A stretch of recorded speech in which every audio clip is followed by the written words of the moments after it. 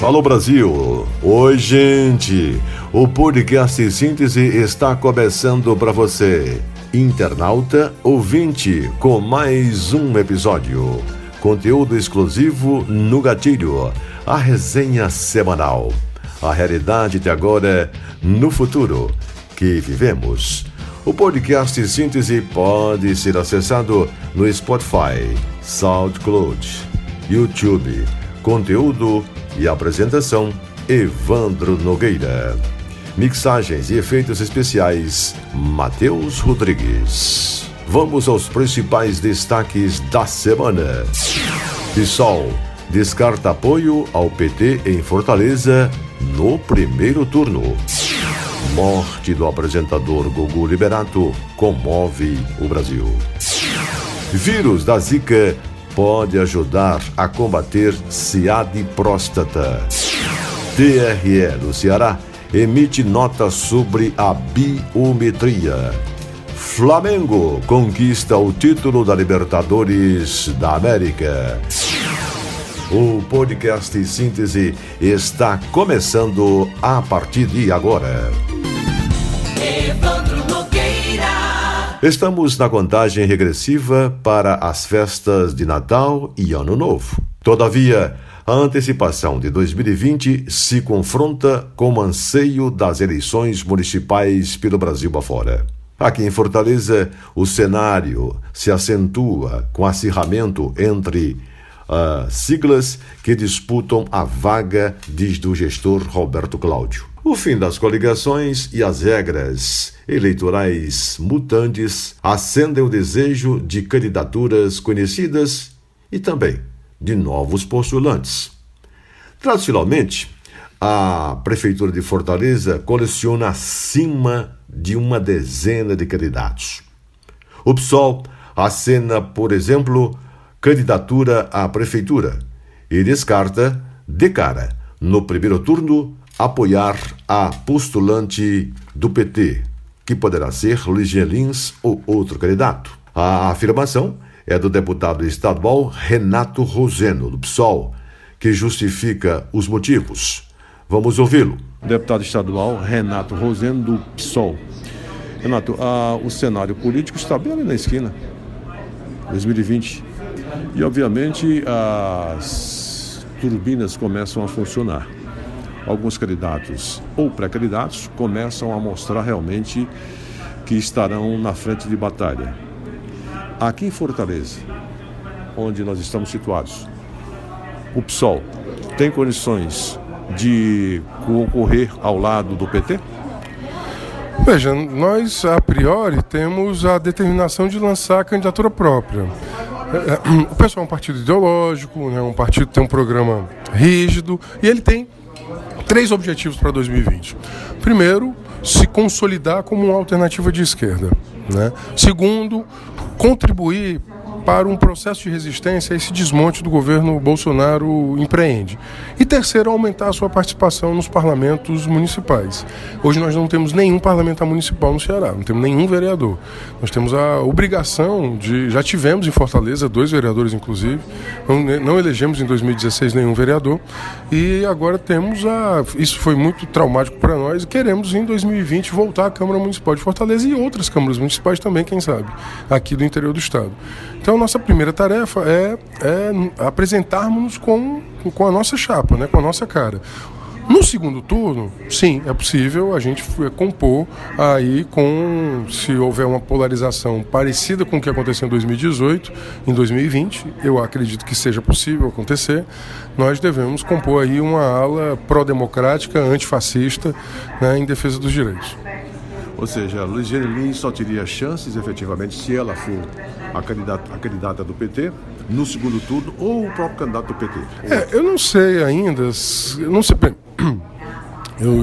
só sei o que eu leio nos jornais. Eu não sei se o PT bateu o martelo sobre a candidatura, qual vai ser o nome. Acho que bateu o martelo no sentido de que terá candidato, mas não sei quem será o candidato. Então, vamos aguardar.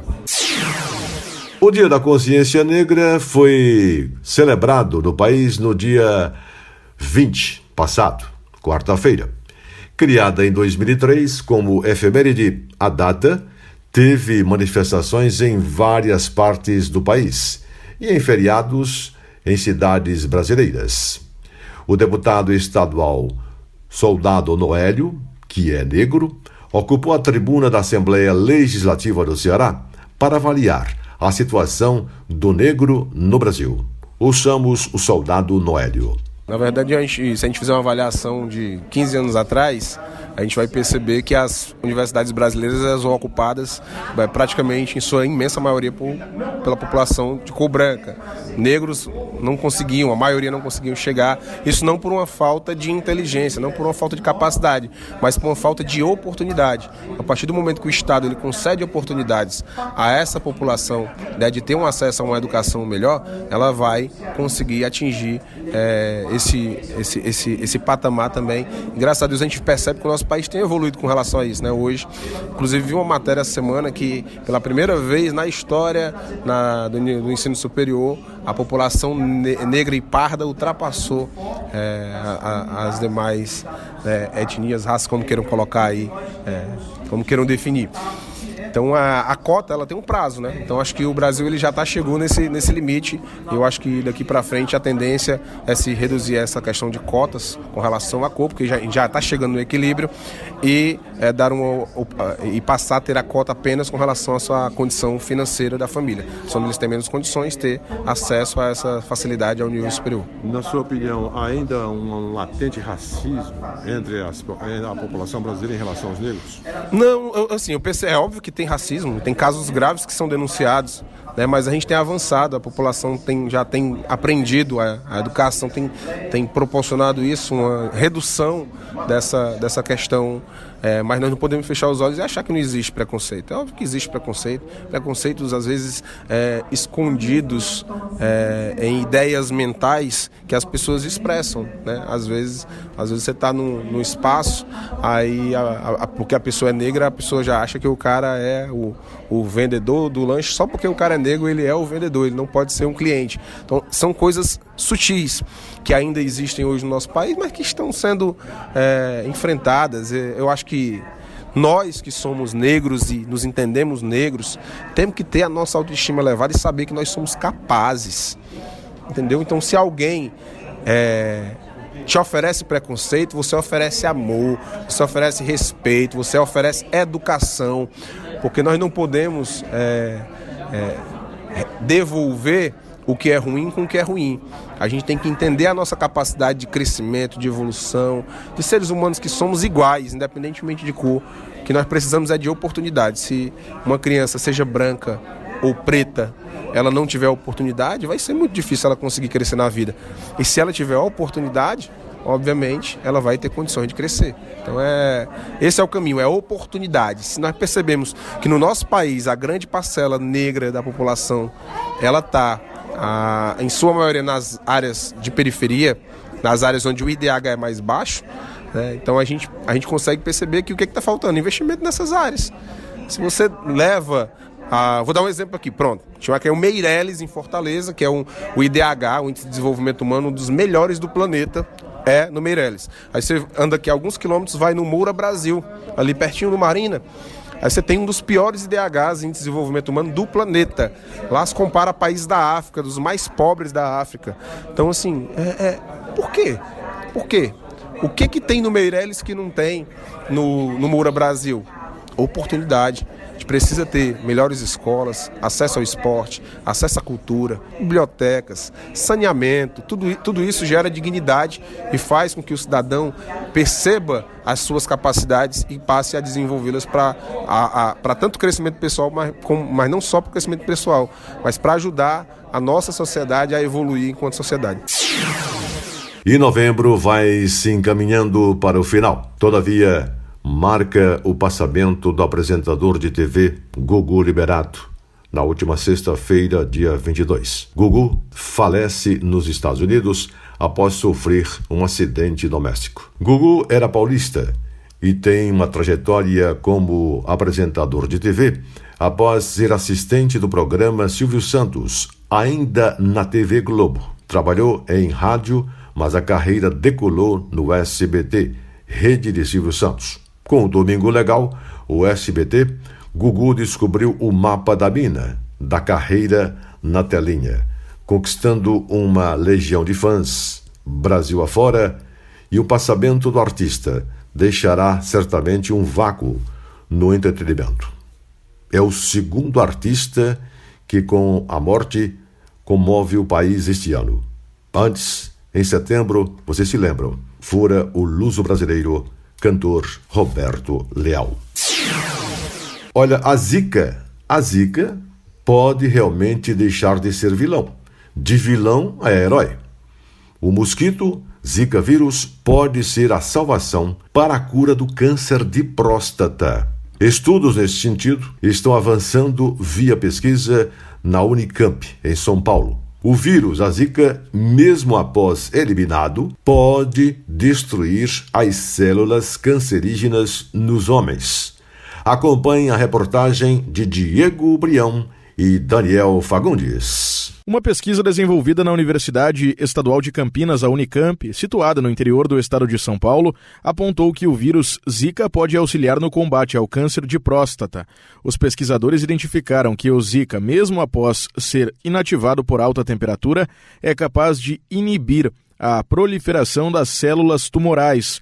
O professor da Faculdade de Ciências Farmacêuticas da Unicamp, Rodrigo Ramos Catarino, que participou do estudo, destaca o potencial de atuação do vírus em relação ao câncer de próstata, citando a possibilidade de combate também a tumores no cérebro a partir do uso do vírus Zika. A gente tem uma redução de 50% desse câncer. E é muito além do testado com o glioblastoma, com o câncer de cabeça. Então, os resultados para o câncer de próstata são superiores ao glioblastoma, certo? Então, a gente já tem essa informação, pelo menos com o célula. E a gente tem, logicamente, que agora acertar a dose, estudar melhor todo o mecanismo, dar segurança ao paciente para que isso daqui a pouco vire um tratamento. Para toda essa segurança precisa de estudo. Então a gente precisa continuar caminhando com esse tipo de pesquisa. De acordo com o que afirma Catarino, o trabalho de investigação encontra-se em uma segunda etapa. Devem ser realizados a partir de agora testes em animais e posteriormente até em humanos. Ao se confirmar a eficácia, esta possibilidade pode então se converter em uma forma de tratamento. De Porto Alegre e com colaboração de Daniel Fagundes, falou o repórter Diego Brião. Um problema a menos pode ser resolvido no item saúde no Brasil a partir do ano que vem. Mosquitos estéreis criados em laboratórios combaterão o temido mosquito da dengue que insiste em trazer realmente contaminar o país. Como assim? Acompanhe, portanto, a reportagem de Ana Paula Loureiro a partir de agora.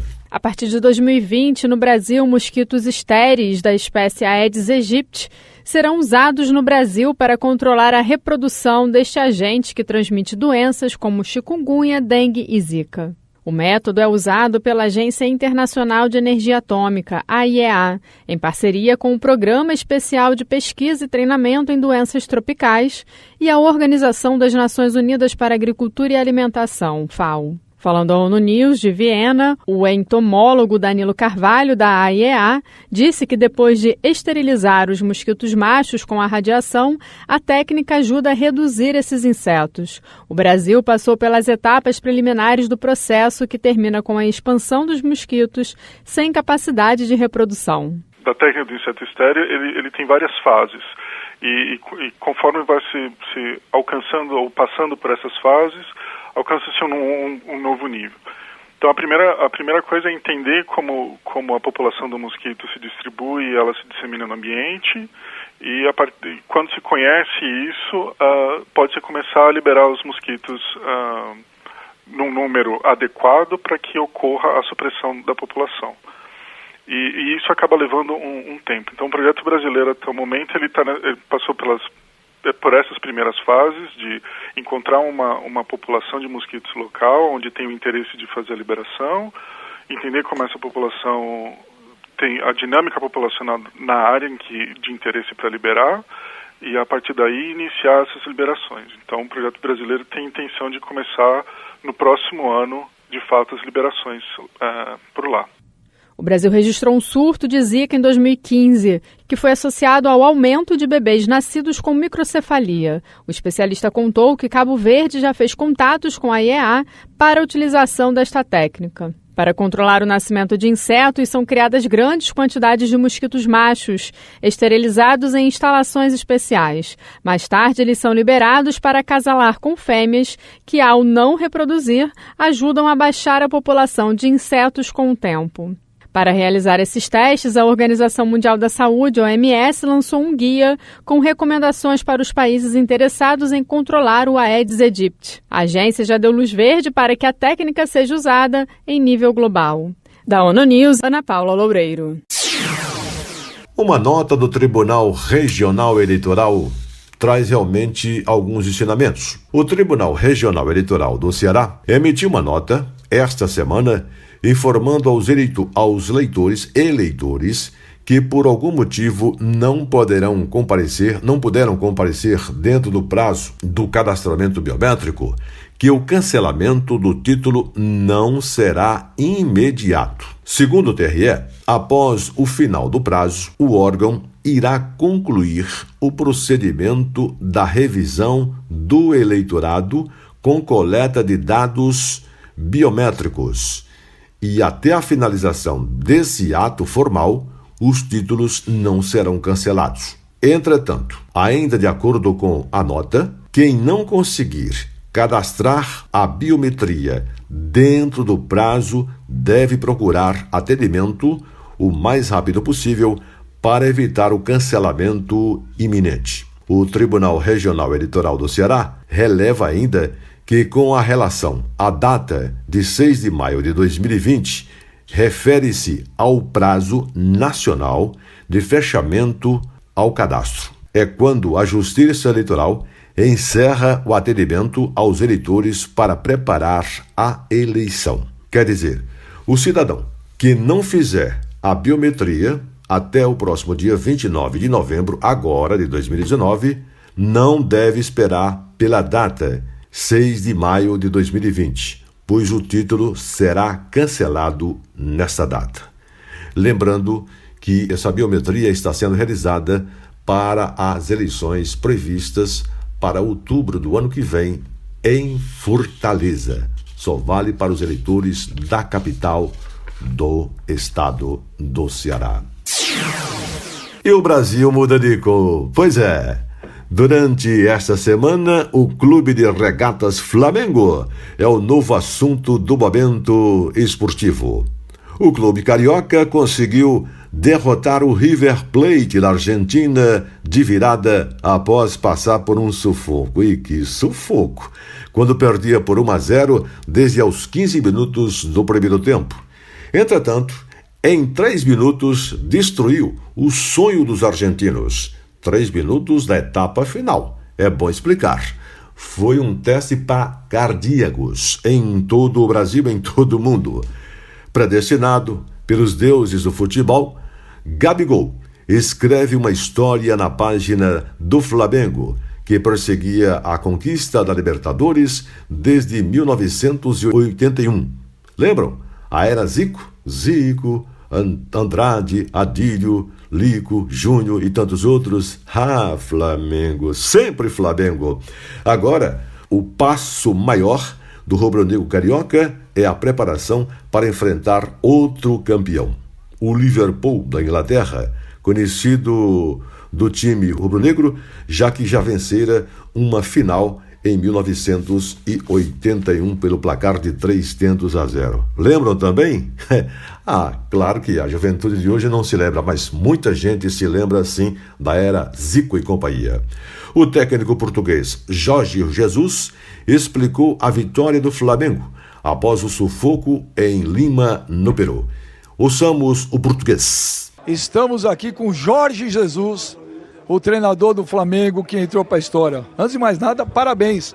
Em 6 meses, um Campeonato Brasileiro, uma Libertadores e pode ter agora um Mundial no final do ano. Você, eu falava aqui há umas 2 semanas atrás, na minha opinião, acho que você se tornou, se você ganhasse a Libertadores, você se tornaria o maior treinador da história do Flamengo. Mas Jesus, em tão pouco tempo, você imaginava esse sucesso todo?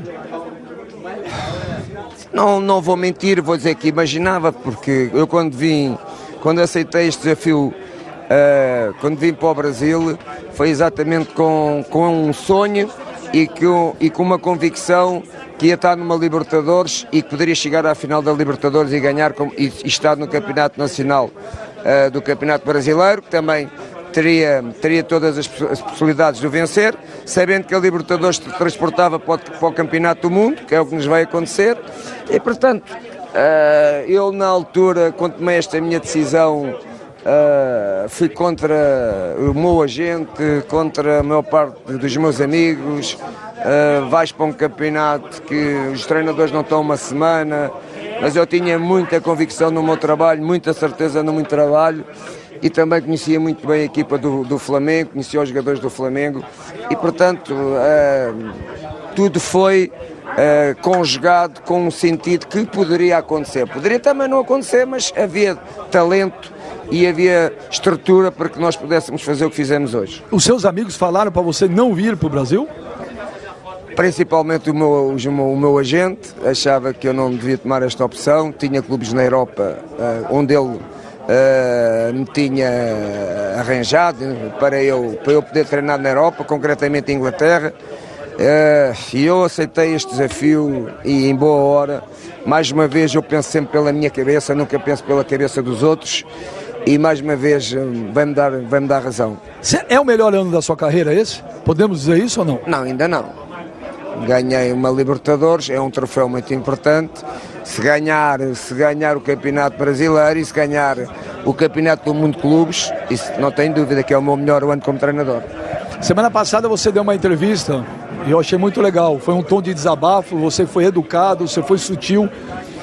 Você ficou muito chateado com os comentários, às vezes, injustos.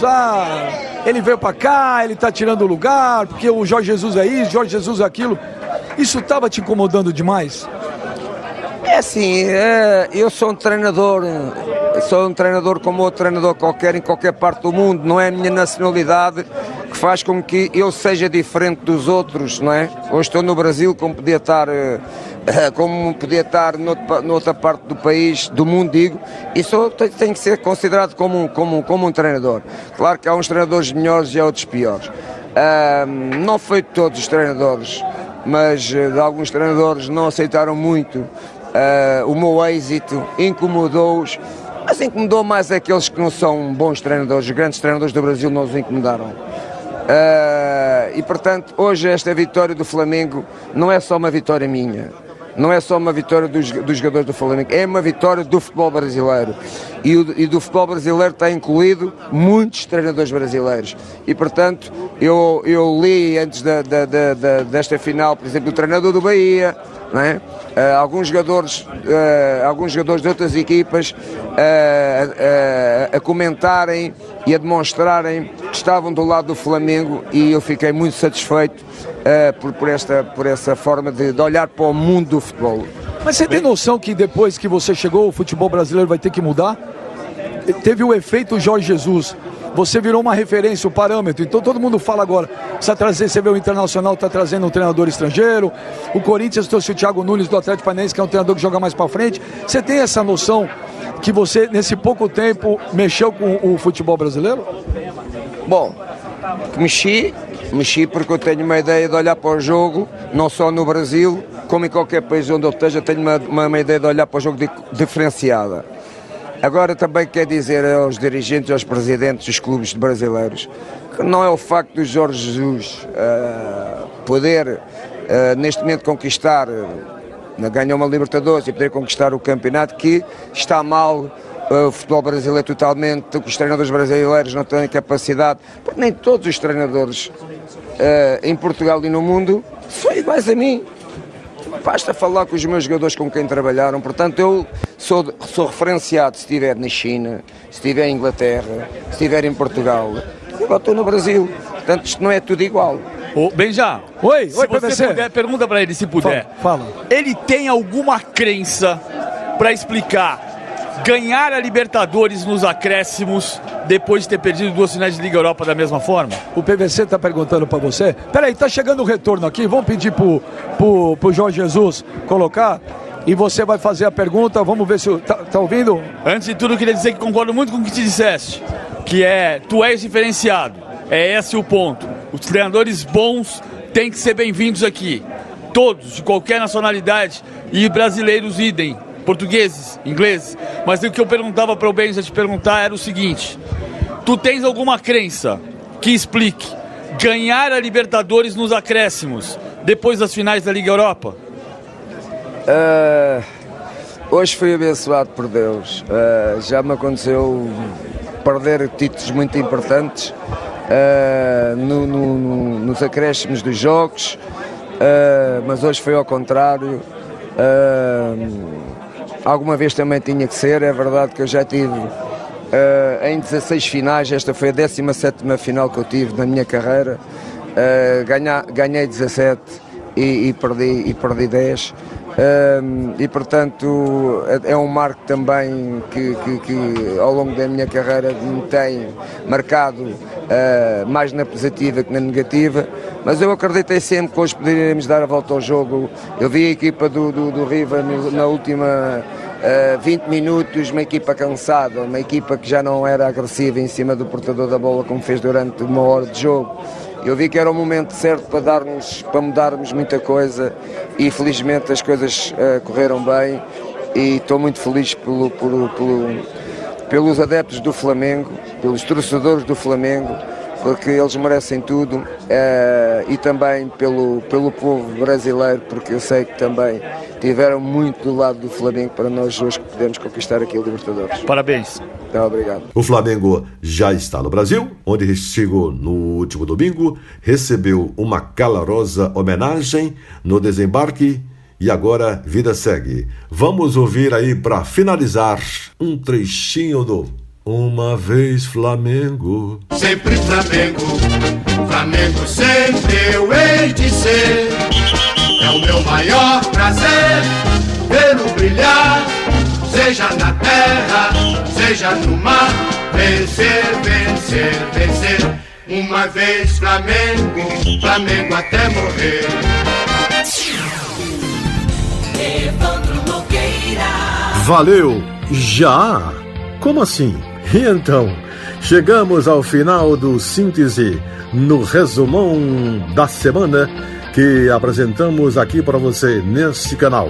Você neste canal está sendo convidado para participar outra vez na próxima semana com novas atrações, com novas reportagens, entrevistas e muito mais novidades. Mixagens de Matheus Rodrigues. Aperta o play, Matheus. Um abraço. A nave vai estacionar agora. Produção e apresentação, Evandro Nogueira. Aquele abraço, muito obrigado pela sua honrosa participação aqui nesse canal. Um abraço grande, forte. Até a semana que vem.